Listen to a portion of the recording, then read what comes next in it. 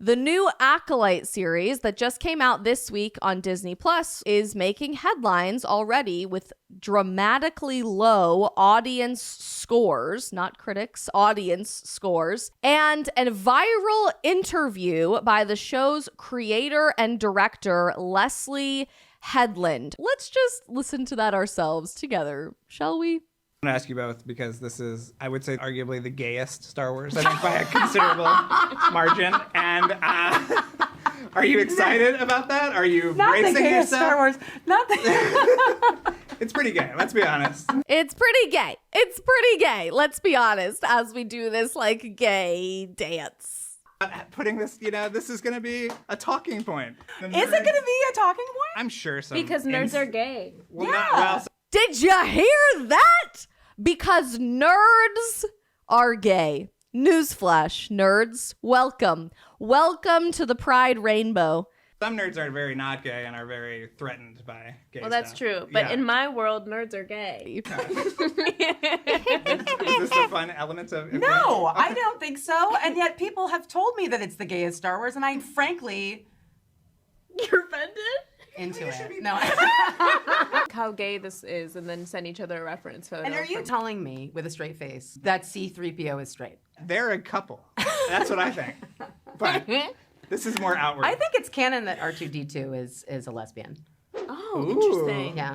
Huh. I think it's canon that R2-D2 is a lesbian. Alex Jones' voice, they're turning the droids gay. And that's basically the most insane thing I've ever heard. So you heard it from Leslie Headland herself. And frankly, I would just love for someone to explain to me how R2 could be a lesbian when we have documented footage of him inserting his little prong into the wall, if you know what I'm saying. Upon doing some research for this, it turns out that people have been arguing since like 2017 that C-3PO and R2-D2 are in fact some sort of gay icon couple. In case you want this to be any more difficult for you to watch as a Star Wars fan, here is, and I'm not making this up, a supposed fan of Star Wars who came into the series to act as a Jedi. He is a Jedi in the Acolyte series, explaining some of his favorite plot points from the history of the franchise.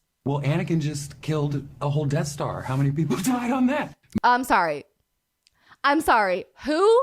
I did get in trouble for this answer at Star Wars Con. I got heat. Yeah. And in my mind, it's so funny to me because it literally, as a person who's outside and just a fan coming in, that was what was so beautiful and interesting to me. People have been talking to me online about how Darth Vader is such a bad person. It's very clear, and it's very well established from those actions.